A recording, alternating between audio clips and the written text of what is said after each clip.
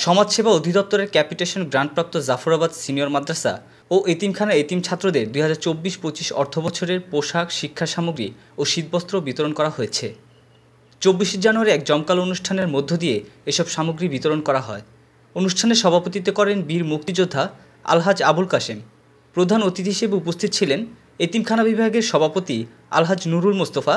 বিশেষ অতিথি হিসেবে উপস্থিত ছিলেন এতিমখানা কমিটির সদস্যবৃন্দ, শিক্ষক ও গণ্যমান্য ব্যক্তিবর্গ। তোমাদের এখনো বুঝার শক্তি হয় না, ধৈর্য ধরতে হবে। তোমাদেরকে অনেক পথ পাড়ি দিয়ে তোমাদেরকে মানুষের মতো মানুষ হতে হবে। তো তোমাদের মা বাবা অনেক আশা ভরসা রেখে, তোমাদের উপর ভরসা রেখে তোমাদেরকে মানুষ করার জন্য এখানে দিয়েছে। এখানে হলো যে এমন একটা জায়গা,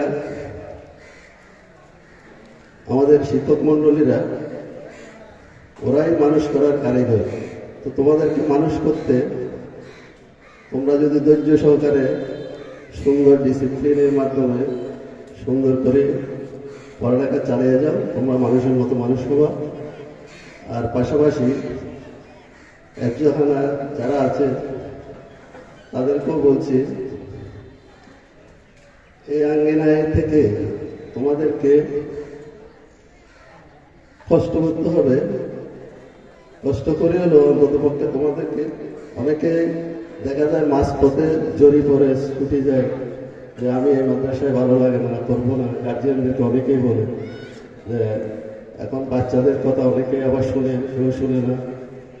তো যারা ধৈর্য ধরে সুন্দরভাবে তারা সফলতা অর্জন করতে পারে। এবং মনে করো দেখা যাচ্ছে তুমি 2-4-5 পারা কার্য করেছো, মাঝ পথে তুমি ছুটি যাচ্ছ, কিন্তু এটা ছুটি যাওয়াটাই তুমি জড়ি পড়া, তোমার প্রতি তুমি নিজেই টেনে নিয়ে আসছো। তো গার্জিয়ানরা অনেকেই বুঝে না, আসলে বুঝে উচিত যে ছেলেটা যেখানে দিয়েছে তদারকি করা এবং খোঁজখবর নেওয়া। নিজেই প্রত্যেকটা ছাত্র বেলায় 80 প্রতিষ্ঠানে গার্জিয়ানরা যদি যোগাযোগ করে তাহলে ওদের ভবিষ্যৎ সুন্দর হয়ে লেখাপড়া চালিয়ে যেতে কোনো অসুবিধা হয় না।